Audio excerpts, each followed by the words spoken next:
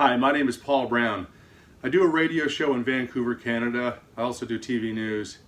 And those formats are fun, but they don't allow me to spread my freaky wings when it comes to, well, subject matter that some people think is a little out there. And that's why I think this show would be amazing. I'm also a bit of an amateur physicist. And in the world of math and physics, they try to explain everything.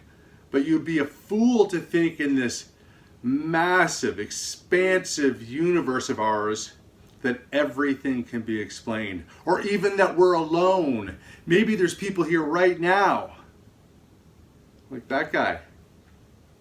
Now I know there's some questions that you guys want me to answer, and I'll be happy to do that. What do you think about the outwardly phenomenon, and would you call yourself a believer? Oh, I'm a believer! I believe, hallelujah! All the way, for sure. Have you ever had an experience or witnessed something you can't explain? Yes. I was once, I know it's going to sound crazy, I was chased by a T-Rex.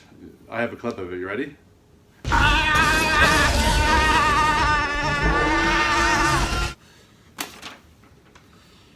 Alright, if you're looking at evidence to determine if a video or a clip, what's your approach going to be?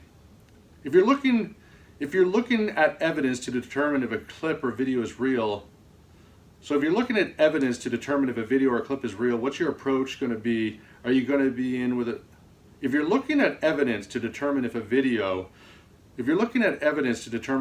clip is real, what's your approach going to be? Are you going in with an open mind?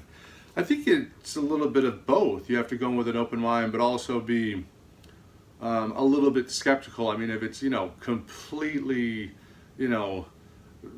George Lucas CGI, then maybe you won't believe it. But I think if you go in kind of with a cautious, reluctancy, that's a good way to go. Are you decisive? Am I decisive? No. I mean, yeah, maybe, kind of. Describe your approach to journalism and how you go about finding the truth. What type of skill set does that take? Well, I think it takes, digging.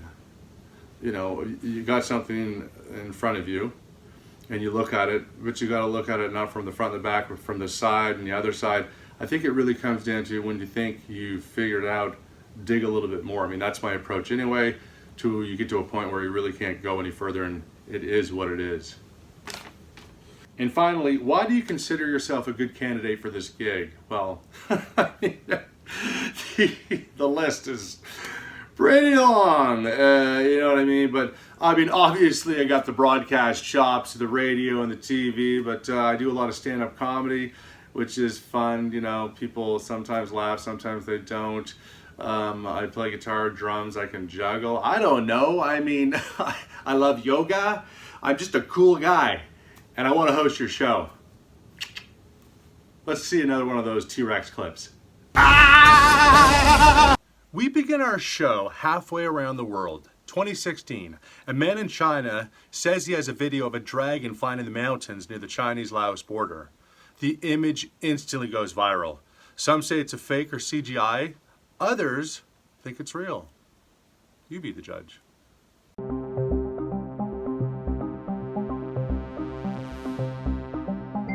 Flying dragons, wild stuff. The video quality, I think, is absolutely amazing. I mean, it doesn't look CGI, it looks real.